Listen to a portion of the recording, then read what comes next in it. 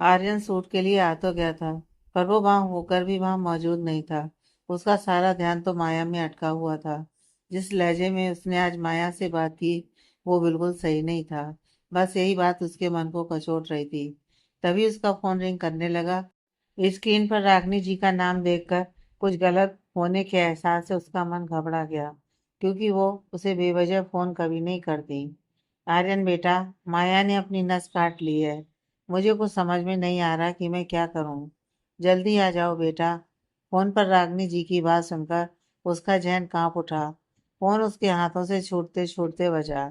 कुछ ही पलों की देरी में आर्यन माया को लिए द लाइफलाइन हॉस्पिटल में मौजूद था। क्योंकि वो माया मल्होत्रा थी, आर्यन मल्होत्रा की बहन, इसलिए उसे बिना कानूनी कार्रवाई के तुरंत एडमिट कर लिया था और उसका ट्रीटमेंट शुरू हो गया था। बीना जी की इस हालत पर निखिल और आद्या के हाथ पांव फूल गए थे। निखिल के लिए आज सबसे मुश्किल दिन था। आज वो दो खास लोग जिन्हें वो सबसे ज्यादा प्यार करता था, वो दोनों ही इतनी तकलीफ में थी, पर वो कुछ नहीं कर पाया।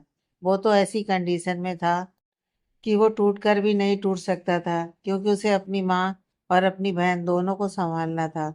थोड़ी देर बाद आद्या और निखिल भी हॉस्पिटल लाइफ लाइन में बीना जी को ले गए थे। हालांकि यह शहर का एक बहुत महंगा हॉस्पिटल था, पर इस वक्त बेहतरीन हार्ट स्पेशलिस्ट सिर्फ इसी हॉस्पिटल में मौजूद था। घर पर जो डॉक्टर बीना जी का चेकअप करने आया था, उसने हार्ट अटैक की आशंका जताते हुए उन्हें तुरंत बीना जी को हॉस्पिटल ले जाने की एडवाइस दी थी, और उन्होंने ही इस हॉस्पिटल का नाम सुझा दिया था। निखिल के लिए इस वक्त अपनी माँ की जान बचाना सबसे बड़ी प्रायोरिटी थी। इसके लिए चाहे उसे कुछ भी करना पड़े, वो करने के लिए तैयार था। रागनी जी ने आंसुओं से खुद को बेहाल कर लिया था। आर्यन उन्हें इग्नोर करने की लाख कोशिश कर ले, पर फिर भी वो पत्थर दिल तो नहीं था। उससे जब रागनी जी के आंसू देखे नहीं गए, तो उसने उसके पास बैठते हुए उनके हाथ पर अपना हाथ रख दिया, जिस पर रागनी जी ने चौंक कर उसकी तरफ देखा, तो आर्यन ने उसकी तरफ पानी का गिलास बढ़ाते हुए कहा, कुछ नहीं होगा हमारी माया को, आप संभालिए अपने आप को। आर्यन को अपनी इस तरह फिक्र करता देख रागनी जी का मन भर आया। निखिल तो कितनी देर हॉस्पिटल की फॉर्मेलिटी पूरी करने में ही उलझा हुआ था, जबकि आद्या की तो पूरी जिंदगी ही उलझ कर रह गई थी। वो इसी तरह दुल्हन के लिबास में हॉस्पिटल में आ पहुंची थी। रो रो कर मेकअप निकल चुका था, जेवर बेतरतीब से हो चुके थे। उसकी हालत पर हर किसी की निगाहें उसकी तरफ उठ जाती थी, पर उसे तो जैसे किसी से कुछ लेना देना ही नहीं था। उसके अंदर तो एक तूफान चल रहा था। उसकी शादी टूट गई थी, उसकी माँ जिंदगी और मौत के बीच झूल रही थी, और वो इन सब का कसूरवार खुद को मान रही थी। उसकी आंखों से आंसू बिना रुके बहे जा रहे थे। आर्यन दीवार के सहारे खड़ा बस डॉक्टर के बाहर आने का इंतजार कर रहा था। वो अपने आप को इन सब के लिए गिल्टी फील कर रहा था। उसे क्या जरूरत थी माया को इस तरह की बातें कहने की। अगर उसकी माया को कुछ हो गया तो, ये सोच सोच कर ही उसका बुरा हाल हो रहा था। माया की फिक्र में बार बार उसकी आंखों में नमी आ रही थी। वो माया के लिए दुआ कर रहा था कि उसे दीवार की दूसरी ओर से किसी के सिसकने की आवाज आई। कुछ देर तो उसने कोई रिएक्ट नहीं किया, पर जब लगातार वो आवाज आती रही, तो उसने पलट कर देख ही लिया। आद्या टूटी बिखरी हुई सी दुल्हन के जोड़े में उसके सामने मौजूद थी। उसे देखते ही उसका मुस्कुरा देने वाला लम्हा एक पल के लिए आर्यन की आंखों के आगे घूम गया। उसकी यह हालत देखकर आर्यन को कुछ अच्छा नहीं लगा। इससे पहले वो आद्या से कुछ कह पाता, आद्या ने अपने होशो हवास खो दिए। वो नीचे गिर जाती अगर आर्यन आगे बढ़कर उसे अपनी बाहों में थाम ना लिया होता। पल भर के लिए उसकी नजर आद्या के मासूम चेहरे पर ठहर गई। निखिल ने इधर उधर देखा, पर उसे आद्या कहीं दिखाई नहीं दी, जिससे वो बेचैन हो उठा। वो जल्दी जल्दी से हॉस्पिटल में हर जगह आद्या को ढूंढने लगा। जब वो उसे कहीं दिखाई नहीं दी थी, तो उसका मन डर सा गया। अंकल, यहाँ एक लड़की थी दुल्हन के कपड़े पहने हुए, आपने उसे कहीं देखा है? निखिल ने वहां बैठे एक बुजुर्ग से पूछा, तो उसने इनकार कर दिया। इसी तरह वो वहां बैठे लोगों से आद्या का पूछ रहा था। तभी एक नर्स के बताने पर निखिल को पता चला कि आद्या बेहोश हो गई थी। नर्स ने ही निखिल को बताया कि आद्या को किस रूम में दाखिल किया गया है। निखिल बेताबी से उस रूम की तरफ लपका, पर अंदर जाकर उसने देखा तो उसे एहसास हुआ कि वहां आद्या नहीं बल्कि कोई और लड़की मौजूद थी। निखिल तेजी से उस रूम से बाहर आने को था, पर अचानक उसके कदम वहीं रुक गए, क्योंकि वो लड़की निखिल का हाथ थाम चुकी थी। एक अनजान लड़की के हाथ थामने पर निखिल बुरी तरह चौंका था। उसने पलटकर देखा तो अब वो लड़की उठकर बैठ गई थी, पर उसने निखिल का हाथ अभी भी मजबूती से पकड़ा हुआ था। अर्जुन। निखिल को देखते हुए उसके लबों से एक ही नाम निकला था। उसकी नम आंखें मुस्कुरा उठी थी। Excuse me. निखिल ने कुछ न समझते हुए हैरानी से कहा। मुझे पता था तुम आओगे। अगर आज भी तुम नहीं आते ना, तो मैं सचमुच अपनी जान दे देती। ये कहते हुए माया एक बार फिर सुबह पड़ी। उसके आंसू देखकर निखिल ने धीरे से अपना हाथ उसकी पकड़ से छुड़ाते हुए नरमी से कहा, मेरी बात सुनिए आप। निखिल उससे आगे कुछ कह पाता, उसने निखिल के कंधे पर चपत लगाकर गुस्सा जताते हुए बोल पड़ी, तुम्हारी तो कोई बात नहीं सुननी चाहिए। ऐसे कोई किसी को अकेला छोड़ता है क्या?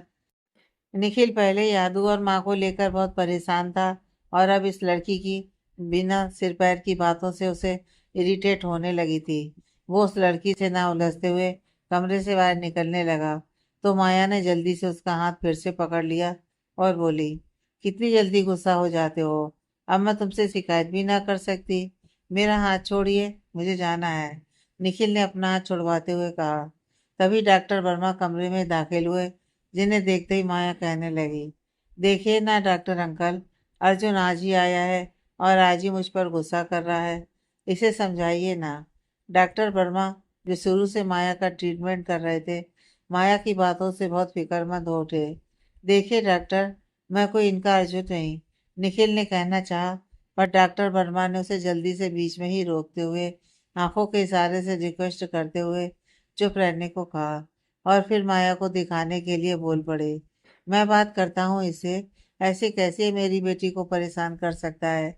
ये कहते हुए डॉक्टर निखिल का हाथ पकड़ते हुए उसे कोने में ले गए, तो निखिल बोला, देखिए, ये सब मेरी समझ से बाहर है, और फिलहाल मैं समझना भी नहीं चाहता। मुझे जाने दीजिए।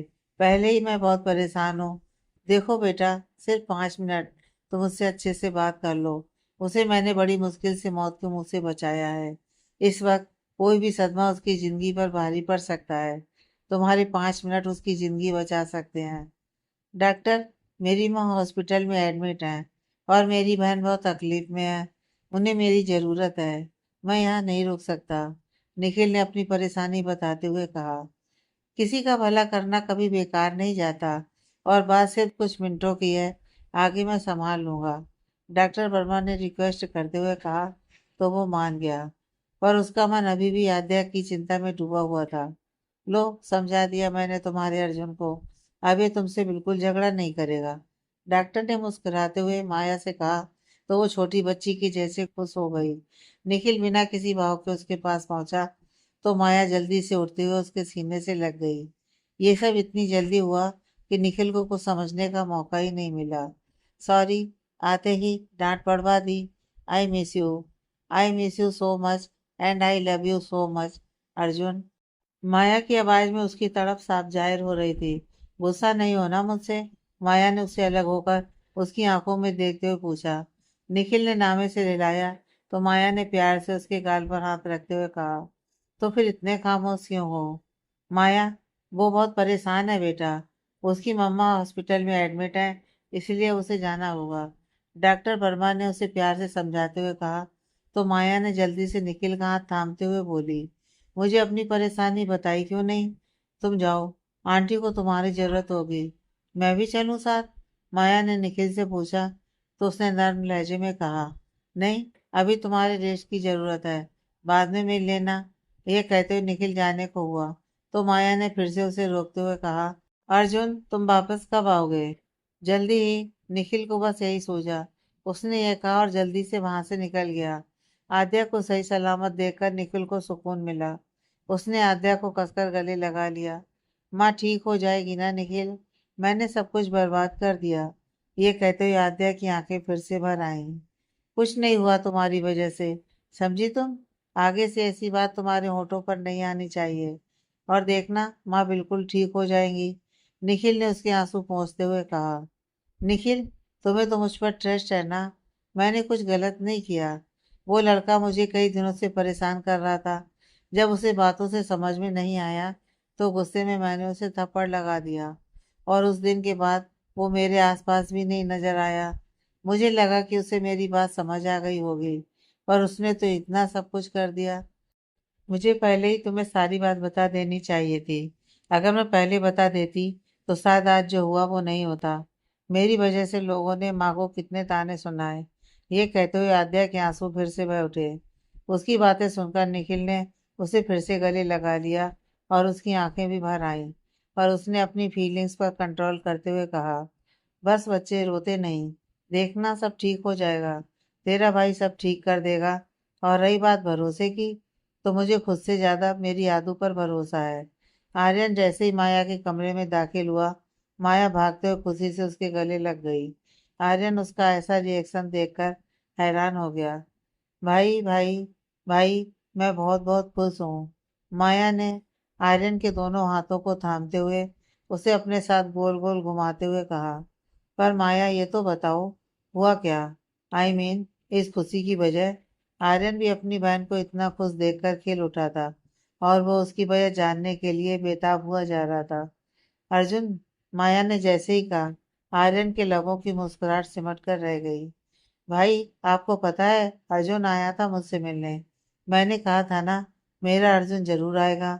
माया ने चहकते हुए कहा। तो आर्यन हैरानी से माया के चेहरे को देखता ही रह गया। क्या हुआ भाई? आपको यकीन नहीं आ रहा ना मेरी बात पर? तो आप डॉक्टर अंकल से पूछ लो। वो भी तो मिले हैं अर्जुन से, माया ने कहा। तो आर्यन ने खामोशी से उसे गले लगा लिया, पर उसका दिमाग टेंशन में आ गया। आर्यन जल्द से जल्द डॉक्टर वर्मा से इस बारे में बात करना चाहता था, इसलिए रागनी जी के वहां आते ही वो वहां से निकल गया। ये अच्छे सिम्टम्स नहीं है आर्यन। उस दिन तुमने बताया था कि माया ने किसी को अर्जुन समझ लिया था, और आज फिर ऐसे रिपीट हुआ। मतलब माया ऐसे किसी को भी अर्जुन समझने लगी। उसकी दिमागी हालत दिन पर दिन बिगड़ती जा रही है। मुझे डर है, अगर ऐसा ही चलता रहा तो वो अपनी दिमागी संतुलन खो ना दे। डॉक्टर वर्मा ने गहरी चिंता दिखाते हुए कहा। तो आर्यन उनकी बात पर तड़प उठा। ऐसा मत कहिए अंकल, प्लीज कुछ कीजिए। मैं माया को ऐसे नहीं देख सकता। आर्यन ने रिक्वेस्ट करते हुए डॉक्टर वर्मा से कहा। तो उन्होंने उसके कंधे पर हाथ रखते हुए कहा, अगर मेरे बस में होता तो मैं माया को क्या ठीक नहीं कर देता? वो मेरी बेटी जैसी है। मैं तो सिर्फ तुम्हें सच्चाई से रूबरू करवा रहा हूँ। अच्छा सुनो आर्यन, हमें ये देखना होगा कि उस दिन शॉपिंग मॉल वाला लड़का और आज वाला लड़का सेम ही है या अलग अलग है। फिर ही हम आगे का सोच पाएंगे। डॉक्टर वर्मा ने कहा। उस दिन की सीसीटीवी फुटेज है मेरे पास। आप देखकर बताइए, क्या ये वही लड़का है? आर्यन ने जल्दी से अपना फोन खंगालते हुए वो फुटेज डॉक्टर के सामने रख दी। यस, ये वही लड़का है। Thank God. मतलब वो ऐसे ही हर किसी को अर्जुन नहीं समझ रही, बल्कि सिर्फ इस लड़के को समझ रही है। मैं नहीं जानता क्यों, पर एक उम्मीद की किरण दिखाई दे रही है। माँ के खतरे से बाहर होने की खबर सुनकर आद्या और निखिल को कुछ तो राहत मिली। पर रिसेप्शनिस्ट ने निखिल के आगे हॉस्पिटल का बिल थमाया तो उसका दिमाग चकरा गया। उसे पता था कि यह हॉस्पिटल महंगा होगा, पर इतना ज्यादा, इस बात का उसे अंदाजा नहीं था। मुश्किलें कम होने का नाम ही नहीं ले रही थी। ऐसा लग रहा था जैसे सारी प्रॉब्लम ने एक साथ उसे आ घेरा हो। सारा दिन वो फोन पर किसी न किसी तरह पैसों के इंतजाम में लगा रहा, पर कुछ नहीं हो पाया। होता भी कैसे? आद्या की शादी के लिए उसने अच्छा खासा खर्च जो कर दिया था। ऑफिस की तरफ से भी एक बड़ी रकम उसने शादी के लिए ले ली थी, इसलिए अब ऑफिस से भी कोई उम्मीद नहीं थी। जब कुछ समझ में नहीं आया तो उसका दिमाग उसे सिर्फ यही रास्ते पर ले आया कि वो अपना घर बेच दे। वो घर जिसकी हर एक छोटी से छोटी चीजें उसने अपनी मेहनत और रीझ से बनाई थी। पर मुश्किल हालात सब कुछ सिखा देते हैं। घर बेचने के प्रोसेस में भी कुछ वक्त तो लगने वाला था। यही सोचते हुए वो हॉस्पिटल के स्टाफ से बात करने पहुंचा कि उसे पेमेंट के लिए सिर्फ 2-3 दिन का वक्त दिया जाए। पर वहाँ जो कहा गया उसे सुनकर निखिल हैरान ही रह गया। जब उससे कहा गया कि सर, आपके सारे बिल्स क्लियर हो गए हैं। निखिल, आपको शायद कोई मिसअंडरस्टैंडिंग हुई है। आप एक बार फिर से चेक करें। सर, आपके सारे बिल्स क्लियर हैं। अभी 2 घंटे पहले सारी पेमेंट्स कर दी गई है। स्टाफ के एक लड़के ने दोबारा चेक करते हुए कहा। तो निखिल सकते में आ गया। किसने पेमेंट की? निखिल के घूमते दिमाग में एक ख्याल आते ही उसने सवाल किया। सर, आर्यन मल्होत्रा ने सारी पेमेंट की है, उस लड़के ने बताया। तो निखिल परेशान सा उठा और उसका दिमाग चकरा गया। थोड़ी देर में निखिल आर्यन के सामने मौजूद था। निखिल जब आर्यन के पास पहुंचा तो डॉक्टर वर्मा भी वहीं आर्यन के साथ मौजूद थे। निखिल ने आर्यन को आज तक टीवी मैगजीन में देखा था। आज पहली बार उसे सामने से देख रहा था। मन में बस यही कसमकस थी कि आर्यन मल्होत्रा जैसी फेमस हस्ती का उसकी मदद करने का क्या कारण हो सकता है। निखिल के वहां आते ही आर्यन ने हाथ बढ़ाते हुए गर्मजोशी से उसका स्वागत ऐसे किया जैसे बरसों पुरानी दोस्ती हो। मुझे ऐसे यहाँ क्यों बुलाया गया और मेरी हॉस्पिटल की पेमेंट की बजाय? निखिल ने सीधे मुद्दे की बात पर आते हुए कहा। एक्चुअली हमें तुम्हारी एक मदद चाहिए थी। इस बार बात डॉक्टर वर्मा ने शुरू की। पर मैं आपकी कैसे मदद कर सकता हूँ? निखिल ने हैरानी जताते हुए कहा। बैठो ना, बैठकर बात करते हैं। एक्चुअली सिर्फ तुम ही हमारी मदद कर सकते हो। आर्यन ने उसे चेयर ऑफर करते हुए कहा। निखिल उसकी बातों से कंफ्यूज था। उसके सामने बैठ गया और बोला, कहिए क्या कर सकता हूँ मैं? सुबह तुम जिस लड़की से मिले थे, जो तुम्हें अर्जुन समझ रही थी, वो मेरी बहन है। आर्यन ने बात की शुरुआत करते हुए कहा। एक्चुअली मेरी बहन माया और अर्जुन एक दूसरे से बेहद प्यार करते थे। दोनों एक दूसरे से शादी करना चाहते थे। अर्जुन माया को अपनी फैमिली से मिलवाने के लिए ले जा रहा था कि दोनों की कार का एक्सीडेंट हो गया। उस हादसे में माया की जान तो बच गई, पर अर्जुन ने इस हादसे में इस दुनिया को अलविदा कह दिया। अर्जुन तो चला गया, लेकिन माया के दिल पर इतना गहरा सदमा लगा कि वो इस सच को एक्सेप्ट नहीं कर पाई कि उसका अर्जुन अब इस दुनिया में नहीं है। उसे आज तक अपने अर्जुन के आने का इंतजार है। ये कहते हुए आर्यन की आंखें भर आईं और उसके आगे कुछ कह पाना उसके लिए मुश्किल हो गया। मुझे दुख है इस बात का, पर ये सब बातें आप मुझे क्यों बता रहे हैं? मेरा इन सबसे क्या कंसर्न है? निखिल जो इन बातों से उलझन सी महसूस कर रहा था, उसने कह ही दिया। आर्यन की हालत को देखते हुए अब डॉक्टर वर्मा ने कहना शुरू किया। तुम्हारा कंसर्न है, मैं समझता हूँ। इस हादसे से माया ट्रामा में चली गई। उसका दिमाग वही एक्सीडेंट से पहले वक्त में ही रुक गया। हर तरह का ट्रीटमेंट उस पर बेअसर रहा। वो कभी कभी इतनी नॉर्मल रहती है कि कोई बता नहीं सकता कि वो किसी प्रॉब्लम से जूझ रही है। पर जब उसके दिमाग पर अतीत की बातें हावी हो जाती हैं तो वो पैनिक हो जाती है। और कई बार तो सिचुएशन इतनी खराब हो जाती है कि उसे कंट्रोल करने के लिए उसे नींद का इंजेक्शन देना पड़ता है। उसका इलाज सिर्फ अर्जुन की मौजूदगी है और अर्जुन का आ पाना इम्पॉसिबल है। Then how can I help you? Nikhil ने फिर से सवाल किया।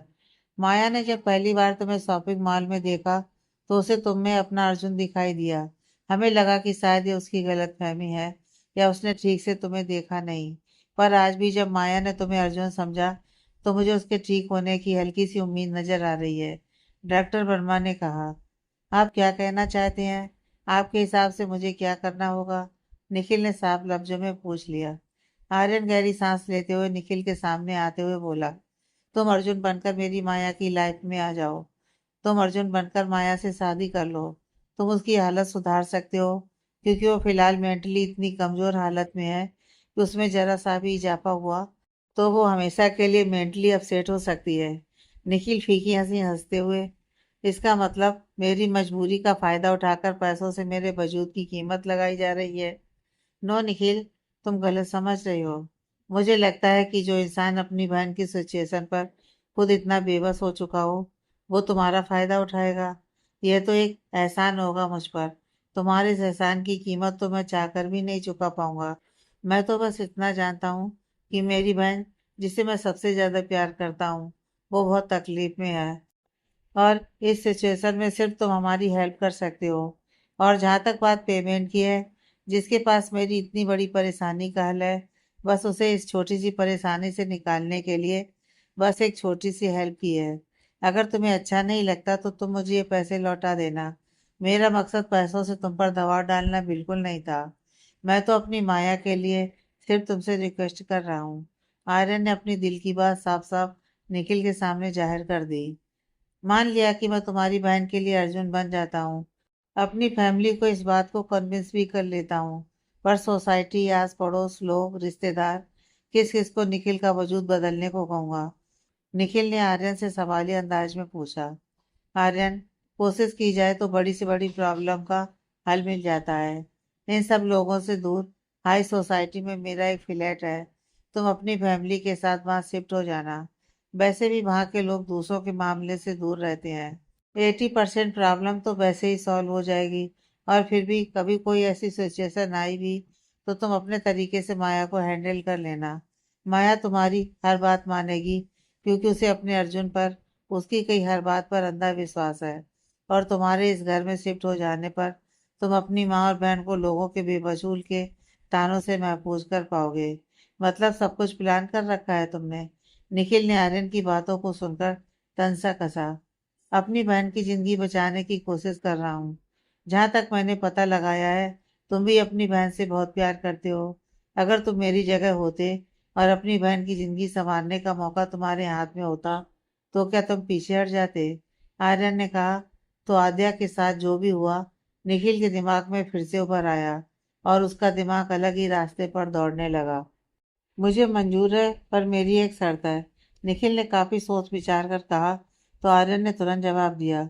अपनी बहन के लिए मुझे तुम्हारी हर शर्त मंजूर है। मैं तुम्हारी बहन से शादी करूंगा, पर बदले में तुम्हें भी मेरी बहन से शादी करनी होगी। निखिल ने आर्यन की तरफ देखते हुए मजबूत लहजे में कहा। What, are you out of mind? Aryan के मुंह से चौंकते हुए अचानक से निकला। क्यों, इसमें इतनी हैरानी की क्या बात है? मैंने एक सिंपल सी शर्त रखी है, निखिल ने कहा। आर्यन, सिंपल सी शर्त? ये सिंपल सी शर्त है। मेरी बहन की शादी तुमसे करवाने का मेरे पास बहुत बड़ा रीजन है। शादी कोई मजाक नहीं है निखिल। निखिल, आई नो, शादी मजाक नहीं होती। तुम्हें क्या लगता है मैं ऐसे ही अपनी बहन की शादी की बात करूंगा? रीजन तो मेरे पास भी बहुत बड़ा है। तुमने मेरी सारी इंफॉर्मेशन निकलवाई है, तो तुम ये भी जानते होगे कि कल रात ही मेरी बहन की शादी टूटी है और इसी वजह से मेरी माँ हॉस्पिटल में एडमिट है। अगर मेरी बहन की शादी तुम जैसे फेमस मॉडल के साथ होगी, तो उसकी तरफ उठने वाले सारे बेमतलब के इल्जामों पर रोक लग जाएगी और मेरी माँ भी सुकून से जी पाएंगी। फैसला अब तुम्हारे हाथ में है। उसकी बातें सुनकर आर्यन बेचैनी से इधर उधर चक्कर काटने लगा। उसके आगे माया के साथ बिताया हर पल घूमने लगा। माया की हंसी उसके कानों में गूंजने लगी। अगर मेरी माया की खुशियां मेरे हाथ में है, तो मैं पीछे नहीं हटूंगा। ये सोचते हुए आर्यन ने एक गहरी सांस ली और निखिल की आंखों में देखते हुए कहा, मुझे मंजूर है। दोनों ने आपसी सहमति से एक दूसरे से हाथ मिला लिया। अब इन दोनों को अपनी फैमिलीज को इस शादी के लिए कन्विंस करना था। निखिल आद्या के पास पहुंचा तो आद्या ने उसे देखते हुए कहा, कहाँ थे तुम? मैं कब से तुम्हें पूरे हॉस्पिटल में ढूंढ रही थी। निखिल, एक अर्जेंट काम था। माँ को होश आया? नहीं, अभी नहीं, आद्या ने बुझे मन से जवाब दिया। देखो आदू, रात हो चुकी है। कल रात से तुम यहाँ इन कपड़ों में हो। क्या हालत हो गई है तुम्हारी? बच्चे, तुम घर चली जाओ। मैं तुम्हें घर छोड़ आता हूँ। सुबह होते ही वापिस आ जाना, निखिल ने आद्या से कहा। तो आद्या ने इनकार करते हुए झट से उसके सीने से लगते हुए कहा, नहीं, मैं माँ को छोड़कर नहीं जाऊंगी। वैसे भी कल रात जो कुछ भी हुआ, उसके बाद मुझसे वहाँ अकेले नहीं रुका जाएगा। मुझ में इतनी हिम्मत नहीं है। मुझे नहीं जाना निखिल। निखिल प्लीज। ये कहते हुए आद्या की आंखें फिर से भर आईं। ठीक है, मत जाना, पर ये रोना बंद करो। बहुत आंसू बहा लिए तुमने। अब तुम्हारी आंखों में आंसू नहीं देखना चाहता मैं। निखिल ने उसके आंसू साफ करते हुए हक से कहा। कुछ ही देर में बीना जी होश में आ चुकी थी। निखिल ने आद्या के लिए कपड़ों का इंतजाम कर दिया था और वो हॉस्पिटल में ही चेंज करके दुल्हन वाले कपड़ों से अब साधारण लिबास में आ चुकी थी। सपनों की जगह अब आंखों में सिर्फ सूनापन छाया हुआ था। गम के आंसू पलकों में सूख गए थे। आदू, जानता हूँ बहुत मुश्किल है, पर माँ के सामने स्ट्रांग रहने की कोशिश करना, निखिल ने आद्या के चेहरे पर प्यार से हाथ रखते हुए कहा। तो आद्या ने हाँ में सिर हिला दिया। अपने सामने अपने बच्चों, खासकर आद्या को देखकर बीना जी इमोशनल हो गईं। तब निखिल ने मुस्कुराते हुए कहा, how are you feel now mother India? लेकिन उसकी बात बीना जी के चेहरे के भाव नहीं बदल सकी। उन्होंने दोनों बच्चों को करीब बुलाते हुए उनका हाथ थाम लिया और फिर आद्या की तरफ देखते हुए कहा, मेरा मनु साया मेरी बच्ची की खुशियों को भी निगल गया। अब कौन करेगा मेरी आदू से शादी? एक ही दिन में मेरी फूल सी बच्ची मुरझा ही गई। ये कहते हुए उनकी आंखों के आंसू झरझर बहने लगे। ये कैसी बातें कर रही हैं आप? क्यों नहीं करेगा कोई मेरी आदू से शादी? देखना, मैं आदू की शादी एक बहुत अच्छे लड़के से करवाऊंगा। आपको अपने बेटे पर भरोसा है ना? निखिल ने उनके आंसू पोंछते हुए कहा। बीना जी ने सहमति में सिर हिलाया तो निखिल ने उनका माथा चूम लिया और कहा, बस फिर ये आंसू किस लिए? ट्रस्ट मी माँ, मैं सब ठीक कर दूंगा। निखिल की बातों से आद्या की आंखें तो नम हुई, पर उसने जल्दी से उसे आंखों में ही छिपा लिया। बिल्कुल नॉर्मल बिहेव करते हुए आद्या और निखिल बीना जी के साथ बातचीत करते रहे। हॉस्पिटल के रूल्स के हिसाब से पेशेंट के पास कोई भी ज्यादा देर नहीं रुक सकता था, इसलिए उन दोनों को बाहर भेज दिया गया। निखिल और आद्या ना जाने कितनी देर खामोश बैठे रहे। कहने को शायद कुछ था ही नहीं। निखिल अपनी बहन के दर्द को अच्छी तरह समझ रहा था। तभी सामने से माया आती हुई दिखाई दी तो निखिल एकदम से घबरा गया, जबकि निखिल को देखते हुए माया के चेहरे पर स्माइल आ गई। अब आंटी की तबीयत कैसी है? माया ने निखिल के पास आते ही सवाल किया तो निखिल जल्दी से अपनी जगह से उठ खड़ा हुआ और माया के बिल्कुल बराबर खड़े होते हुए बोला, अब माँ खतरे से बाहर है। आद्या निखिल के साथ उस लड़की को देखकर हैरानी से बोली, ये कौन है? इससे पहले माया कुछ बोलती, निखिल जल्दी से बोल उठा, ये माया है। ये कहते हुए वो एक पल के लिए रुका, फिर गहरी सांस लेते हुए बोला, वो आदू, मैं और माया एक दूसरे से प्यार करते हैं। और माया, यह है आद्या, मेरी बहन। निखिल ने दोनों को इंट्रोड्यूस करवाते हुए कहा। बस इन समय उसे यही डर था कि कहीं माया उसे अर्जुन कहकर ना पुकार ले, इसलिए वो उसे बोलने का मौका ही नहीं दे रहा था। मुझे तुमसे मिलकर बहुत खुशी हुई, माया ने आद्या को धीरे से हक करते हुए कहा। इसके बाद निखिल ने वक्त न गंवाते हुए माया को वहां से ले जाने की जल्दी की, जबकि आद्या को तो इस बात पर यकीन ही नहीं आ रहा था कि निखिल की लाइफ में कोई लड़की है और उसने उसे बताना भी जरूरी नहीं समझा। तुमने कभी बताया नहीं कि तुम्हारी एक प्यारी सी बहन भी है। इनफैक्ट बहन क्या, तुमने कभी अपनी फैमिली के बारे में कुछ नहीं बताया? माया ने शिकवा करते हुए निखिल से कहा। इसके पीछे एक वजह थी, जानना चाहोगी? निखिल ने संजीदा होकर कहा। कौन सी वजह अर्जुन? माया भी उसे देखते हुए अब सीरियस हो चुकी थी। एक्चुअली मेरी फैमिली कोई हैप्पी फैमिली नहीं है। मेरे पेरेंट्स का तलाक हो चुका है। मैं और मेरी बहन माँ के साथ रहते हैं। निखिल ने बताया तो माया ने उसका हाथ थाम लिया और कहा, इसलिए तुम अपनी फैमिली का कभी जिक्र नहीं करते। पर अब मैं ना तुमसे और ना अपनी फैमिली से कोई बात नहीं छिपाना चाहता। जैसे ही माँ की तबीयत बेहतर हो जाएगी, मैं तुम्हें अपनी फैमिली से मिलवाऊंगा। तब तक तुम्हें थोड़ा सा इंतजार और करना होगा। निखिल ने सब कुछ प्लान के हिसाब से उसे कह दिया। निखिल की बात सुनकर माया एक बार फिर से उसके सीने से लग गई, लेकिन इस बार निखिल ने भी हल्के से उसे बाहों में समेटा था, क्योंकि उसने खुद को इन सब के लिए मेंटली प्रिपेयर करना शुरू कर दिया था। आद्या जो हॉस्पिटल के उसी हिस्से से गुजर रही थी, अनजाने में ही उसकी नज़र इन दोनों पर पड़ गई। अब तक इस लड़की को लेकर जो कसमकस थी, यह नज़ारा देखने के बाद उसको यकीन हो गया कि निखिल इस लड़की के साथ रिलेशनशिप में है। वो वहां से उनकी नज़र में आए बिना निकल गई। माया को हॉस्पिटल से डिस्चार्ज मिला तो निखिल ने थोड़ी राहत महसूस की। उसके बाद मीना जी को भी 2 दिन बाद हॉस्पिटल से डिस्चार्ज मिल गया। घर पहुंचते ही उन सभी बातों को याद करते हुए वो इमोशनल हो गईं। लेकिन आद्या के मासूम चेहरे को देखते हुए उन्होंने अपने आंसू अपने अंदर ही जब्त कर लिए। लोगों का नजरिया देखकर बीना जी का मन दुखी हो गया। जिन लोगों से आज तक वो इतने प्यार से निभाती आई थी, आज बुरे वक्त में उनके साथ कोई नहीं खड़ा था। इसलिए जब निखिल ने माँ और आद्या के आगे इस घर से फ्लैट में शिफ्ट होने की बात कही तो बीना जी मान गई। अब तक उन्हें यह बात अच्छी तरह से समझ आ चुकी थी कि यहाँ तो लोग आद्या का जीना मुहाल कर देंगे, इसलिए ये घर छोड़ना ही आद्या की भलाई के लिए उन्हें ठीक लगा। कुछ ही दिनों में उन तीनों की जिंदगी उथल पुथल सी होकर रह गई थी। पर जिंदगी है, जीनी तो पड़ती है, चाहे हालात जो भी हो। वो अपना सब कुछ पीछे छोड़ते हुए एक नई शुरुआत के लिए फ्लैट में शिफ्ट हो गए। इसी दरमियान निखिल की माया से बातचीत होती रहती थी। अब बस निखिल ने आद्या को इस शादी के लिए कन्विंस करना था। रात काफी हो चुकी थी। मीना जी दवाई लेकर सो चुकी थी। निखिल आद्या के कमरे में उसे देखने आया तो वो अपनी ही सोचों में गुम थी। निखिल तो उससे बात करने का मौका ही तलाश रहा था। अब बात करना उसे सही लगा।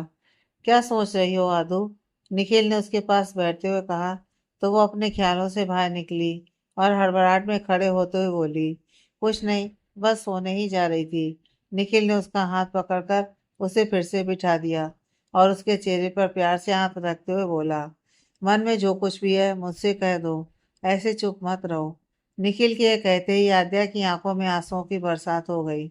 निखिल ने उसे सीने से लगा लिया और उसे रोने दिया। एक बार मन का गुबार निकल जाना भी जरूरी था। जब उसका रोना सिसकियों में बदल गया तो निखिल ने उसके बालों को सहलाते हुए कहा, बस करा दो। इतने आंसू उस समय के लिए जिसने तुम पर जरा सा भरोसा नहीं किया। जो इंसान आज तुम्हारे साथ खड़ा नहीं रह सका वो सारी उम्र क्या ही साथ निभाता। जो होता है वो अच्छे के लिए ही होता है। अब मेरी आदू उस बात के लिए आंसू नहीं बहाएगी। जल्दी से स्माइल करो। निखिल ने आद्या का चेहरा ऊपर करते हुए कहा। निखिल के कहने पर आद्या आंसू साफ करते हुए हल्का सा मुस्कुरा दी। तो निखिल ने मुस्कुराते हुए कहा, यह है मेरी आदू, ऐसे ही अच्छी लगती है तू। अच्छा निखिल, तुमने मुझे बताया नहीं कि तुम्हारा किसी के साथ चक्कर चल रहा है। आद्या ने कहा तो निखिल ने आईब्रो उठाते हुए उसे घूरा। तो आद्या जल्दी से बोल उठी, आई मीन तुम्हारी कोई गर्लफ्रेंड है? तुम्हें और माँ को सरप्राइज देना चाहता था।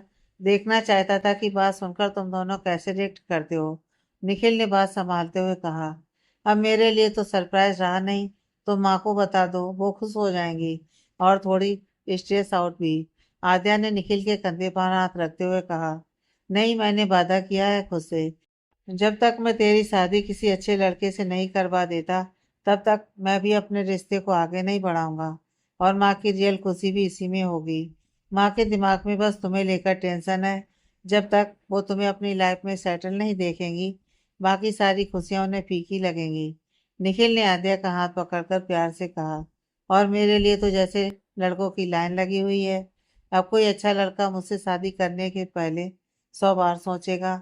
कैरेक्टर पर दाग लगना कोई छोटी बात नहीं होती है जो कुछ ही दिनों में लोग भूल जाएंगे। ऐसी बातें लोग कभी नहीं भूलते। आद्या जैसे सच्चाई को एक्सेप्ट कर चुकी थी। निखिल ने उसके दोनों हाथों को थाम लिया और उसे देखते हुए बोला, अगर मैं कहूँ कि ऐसा लड़का है जो ये सब जानते हुए भी तुमसे शादी करना चाहता है तो मैं पूछना चाहूंगी कि इस मेहरबानी की वजह क्या है? आद्या ने मजबूत लहजे में कहा तो निखिल ने भी उसी लहजे में जवाब दिया, because he like you. Nikhil की बात पर आद्या हैरान ही रह गई। मिसेज मल्होत्रा, क्या मैं आपसे थोड़ी देर बात कर सकता हूँ? हाल में बैठी रागनी जी से आर्यन ने पूछा। तो रागनी जी हैरान हो गई। हमेशा उनसे दूर भागने वाला आर्यन आज खुद उससे 2 घड़ी बात करना चाह रहा था। ऐसे पल का तो रागनी जी को हमेशा इंतजार रहता था। आओ बैठो ना। रागनी जी ने खुशी से थोड़ा परे सरकते हुए सोफे पर उसके लिए जगह खाली करते हुए कहा। पर आर्यन उसके पास ना बैठकर साथ वाले सोफे पर बैठ गया तो उनकी मुस्कान मद्दम हो गई। एक्चुअली बात तो मुझे भी तुमसे करनी थी, माया के बारे में। ये अर्जुन का अब क्या माजरा है?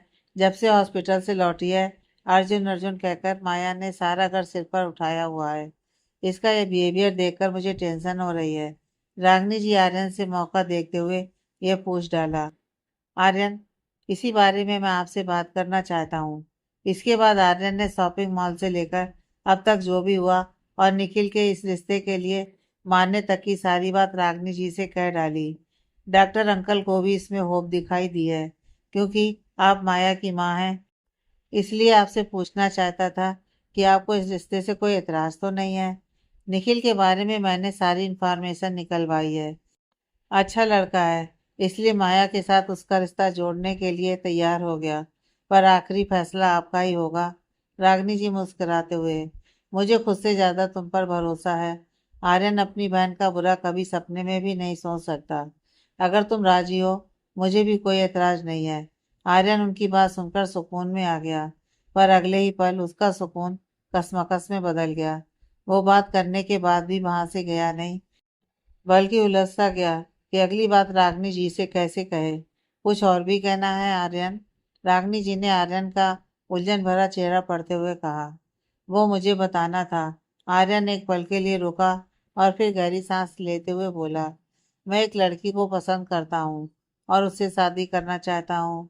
रागनी जी को लगा जैसे उन्होंने गलत सुन लिया हो। उन्होंने एक्साइटमेंट से फिर से पूछा, मैंने सही सुना है कि तुम शादी करना चाहते हो? तुम्हें एक लड़की पसंद है? जी, आर्यन ने छोटा सा जवाब दिया। Oh my God, I am so happy. कौन है वो खुशनसीब जिसने मेरे बेटे के दिल पर कब्जा कर लिया? रागिनी जी ने खुशी से फिलो फिलो में कह दिया। उनकी बात पर आर्यन खामोश रहा तो उन्होंने दोबारा पूछ लिया, बताओ ना, कौन है वो लड़की? वो निखिल की बहन है, आद्या। आर्यन ने कहा तो रागिनी जी खुश होते हुए बोली, आद्या नाम ही कितना प्यारा है, तो वो भी बहुत प्यारी होगी। आर्यन, तुम्हारे पास उसकी फोटो है? मुझे देखना है कि मेरी होने वाली बहू कैसी है। रागिनी जी कुछ ज्यादा ही एक्साइटेड हो गई। देखिए, मुझे आपको बस यही बताना था। बहुत जल्द निखिल और उसकी फैमिली को घर पर इनवाइट कर लेंगे, फिर आप मिल लेना। आर्यन ने बेरुखी से कहा। अरे माया, सुना तुमने? तुम्हारे भाई ने अपने लिए दुल्हन भी पसंद कर ली। तभी रागिनी जी ने माया को बताया, जो अभी अभी वहां पहुंची थी। रियली भाई? मॉम सच कह रही हैं? आपने मुझे क्यों नहीं बताया? माया आर्यन से नाराज सी हो गई थी। माया, मैं तुम्हें बताने वाला ही था। आर्यन ने कहा तो माया तुनक कर बोली, कब? शादी के बाद? मुझे आपसे बात ही नहीं करनी। माया, आई एम सॉरी। अपने भाई को माफ कर दो ना प्लीज, आर्यन ने कान पकड़ते हुए कहा। माया ने आर्यन की तरफ एक नजर देखा और फिर रुख फेर कर खड़ी हो गई। माया प्लीज यार, I am so sorry. Aryan वैसे ही कान पकड़े हुए उसके सामने आकर मासूम सी शकल बनाते हुए बोला तो माया से रहा नहीं गया और उसके दोनों हाथों को कान से हटाते हुए बोली, भाई बस कीजिए आप। अच्छा बताइए, कौन है मेरी होने वाली भाभी? आद्या, तुम्हारे अर्जुन की बहन। आर्यन ने कहा तो माया खुशी से झूमते हुए बोली, आद्या, सी इज सो स्वीट। मैं मिली हूँ उससे। आप और वो एक साथ बहुत अच्छे लगेंगे। माया की खुशी उसके लफ्जों में साफ साफ बयान हो रही थी। आर्यन ने उसे इस तरह खुश देखकर उसको गले लगा लिया। आखिर ये सब उसी की खुशी के लिए तो कर रहा था। आप कब मिले उससे? आपको उससे प्यार कैसे हो गया? मुझे सब जानना है। आप चलिए मेरे साथ। ये कहते हुए माया उसे खींचते हुए अपने साथ ले गई। आर्यन बुरी तरह उसके सवालों में उलझा था, क्योंकि वो तो उस लड़की का सिर्फ नाम ही जानता था। आई मिस टू यू, बस थोड़ा सा इंतजार और फिर हम हमेशा के लिए एक दूसरे के हो जाएंगे। निखिल अपने रूम की बालकनी में खड़ा माया से बात कर रहा था, बिना इस बात को जाने कि आद्या उसकी सारी बातें सुन रही थी। वो माया को कुछ देर और इंतजार करने के लिए कन्विंस कर रहा था। जब बात करके पलटा तो आद्या को देखकर चौंकते हुए बोला, आदू तुम कब आई? बस अभी, मैं कुछ कहने आई थी, आद्या ने कहा तो निखिल ने उसका हाथ थामते हुए उसे अपने पास बिठाते हुए कहा, बोल ना। मैं इस शादी के लिए तैयार हूँ, आद्या ने कहा तो निखिल ने खुशी से उसे गले लगा लिया। जब से निखिल ने उसे बताया था कि माया का भाई उसे लाइक करता है, आद्या को देखते उसे पहली नजर में वो भाग गई। पर जब उसे ये पता लगा कि उसकी शादी कहीं और तय हो गई है, तो वो चुपचाप पीछे हट गया। पर आद्या के साथ ये सब हो जाने पर उसने निखिल के सामने अपने दिल की बात को रखा। बस निखिल की इस कहानी ने आद्या के दिल और दिमाग को उलझा कर रख दिया। एक लड़का जो उसे पसंद करता है और उसके बारे में सब कुछ जानते हुए भी उससे शादी करना चाहता है। ये जानकर आद्या ने अपनी माँ की चिंता और भाई की खुशियों के लिए एक बार फिर शादी के लिए हाँ कर दी। बस आद्या के मानने की देर थी, फिर तो निखिल ने मीना जी को इस रिश्ते के लिए राजी कर लिया। मीना जी की तो बस यही ख्वाहिश थी कि आद्या की शादी हो जाए, पर उन्हें आद्या के साथ साथ निखिल के बारे में भी पता चला तो उनका मन खुशी से भर उठा।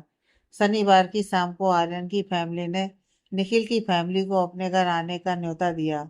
उनके वहां पहुंचने पर जहां माया का चेहरा खिल गया, वहीं आर्यन उस लड़की जिससे वो अनजाने में 2 बार मिल चुका था, उसे एक बार फिर सामने देखकर देखता ही रह गया।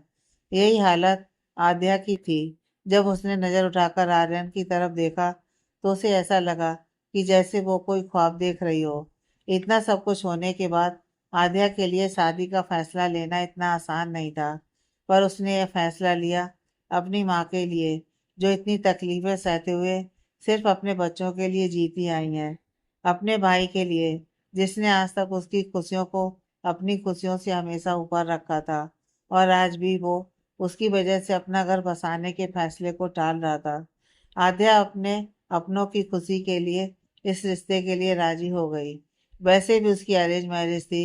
समय से सिर्फ एक ही मुलाकात हुई थी और दिल के तार जुड़ने से पहले बुरी तरह टूटे थे।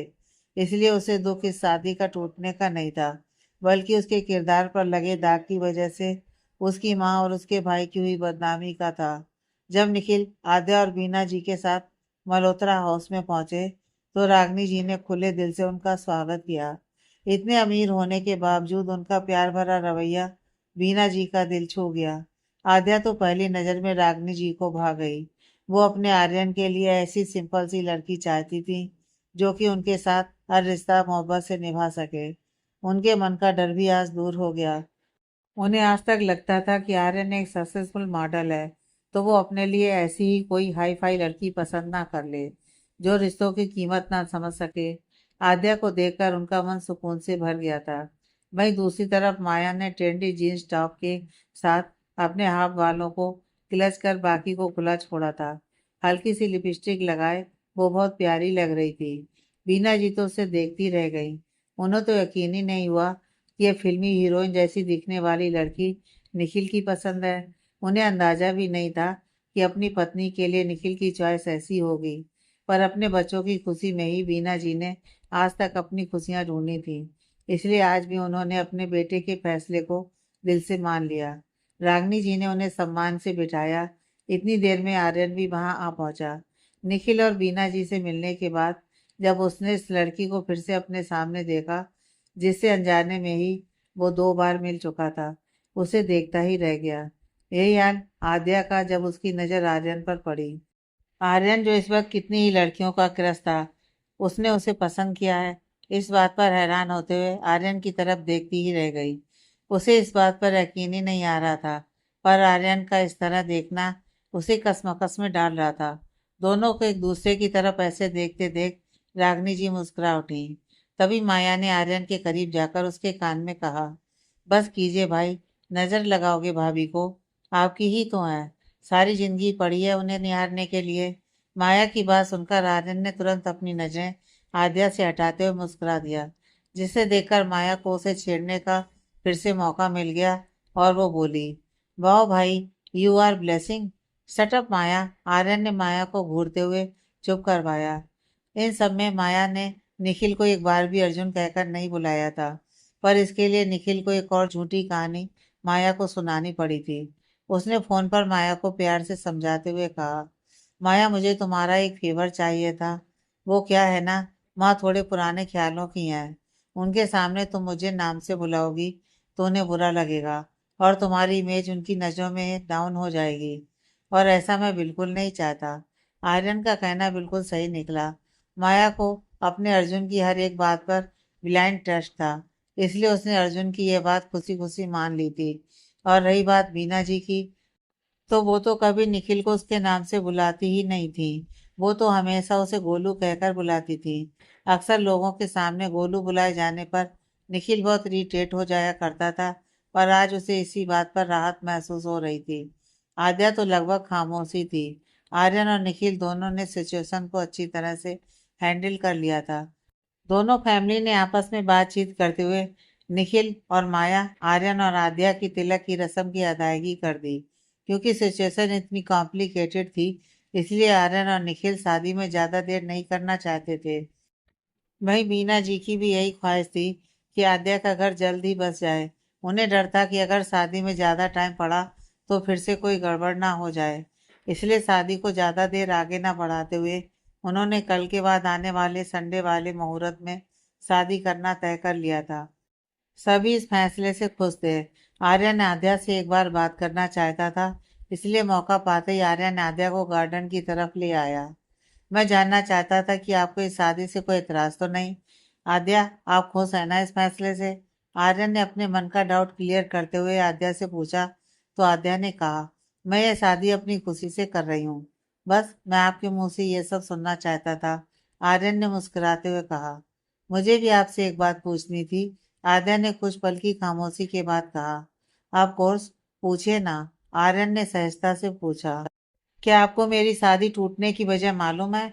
आद्या कंफर्म करना चाह रही थी कि वाकई आर्यन को उसके बारे में सब कुछ मालूम है। बिल्कुल पता है, आर्यन ने जवाब दिया। फिर भी आप ये शादी क्यों करना चाहते हो? आद्या ने अपने दिल की बात कह ही दी। आद्या के सवाल पर आर्यन की आंखों के आगे वो सीसीटीवी फुटेज घूम गई जिसमें उसने आद्या को उस लड़के को थप्पड़ मारते हुए देख लिया था। आर्यन ने आद्या की तरफ पलटा और उसके थोड़ा नजदीक जाकर उसकी तरफ देखते हुए बोला, क्योंकि मुझे आप पर पूरा भरोसा है। आर्यन ने जिस तरह उसे देखते हुए ये कहा, उसे देखकर आद्या का दिल एक अलग ही लय में धड़क उठा। आगे की कहानी नेक्स्ट पार्ट में।